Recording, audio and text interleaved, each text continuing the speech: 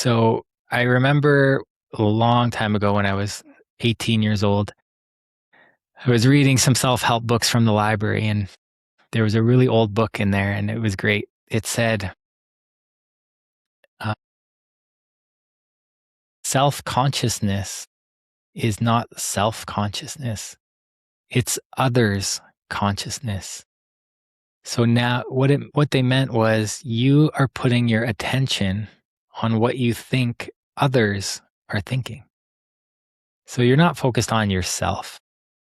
When you're self-conscious, you're not focused on yourself. You're focused on others, what you have now decided what other people are thinking. Somehow in our life, we have come to the conclusion that everything we think is true. And if we think something about another person, it must be true. True enough for us to not act. True enough for us to procrastinate, to you know, to be stifled, to have inaction. So that belief, or that perception of the other person now, that judgment of them, we're now seeing them in the most negative light. We're seeing them as a critical, judging person. And whether that's true or not, we're believing that it is true. But in reality, we don't really know what they're going to think or what they're going to say because we haven't actually taken the action. We haven't actually done it. So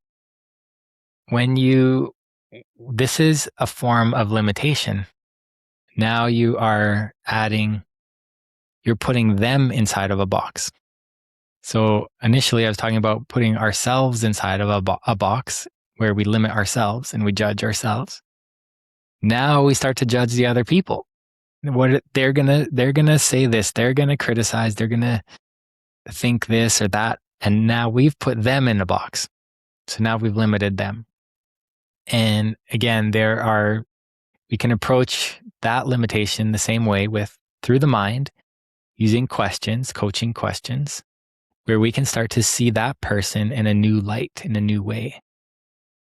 And this will expand our perception of them so we can see this person as a whole person, not just as the person who made this comment, who made this criticism, or who we highly admire, and now we infatuate with them, so we don't want them to disapprove of us. Or we can approach it again through the feelings. When you think about this person and you're taking this action, and this person's comes to your mind, and you want to, and you feel shame now because you think they're going to judge you. Could you feel that feeling? Could you allow yourself to get through the shame, release it, let it go, and ask yourself, who would you be without that shame? Who would you be without that shame? You would just be a person who wants to live their best life. You would just be a person who wants to build a business. You would just be a person who wants to have more, to reach their potential, right?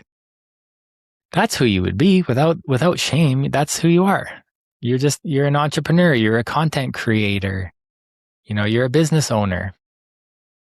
So you get through that feeling. And then I didn't mention this before, but every time you go through a feeling, every time you choose to feel, go through, release, your awareness will go up. You will get clarity on the situation now. You'll see yourself more clearly, more objectively. You'll see the other person more objectively. Like, who are they? When they were saying that comment, who were they? What were they doing? Like, maybe they were just frustrated. Maybe they were annoyed. Maybe they were going through a rough time, having a bad day. So as your awareness rises through questions, through releasing emotions, removing blocks, your state rises. And now you become more objective, more clear. You become more resourceful. You become more joyful, and you even become more compassionate and more loving towards yourself, towards others. And you're able to now finally start to take some action.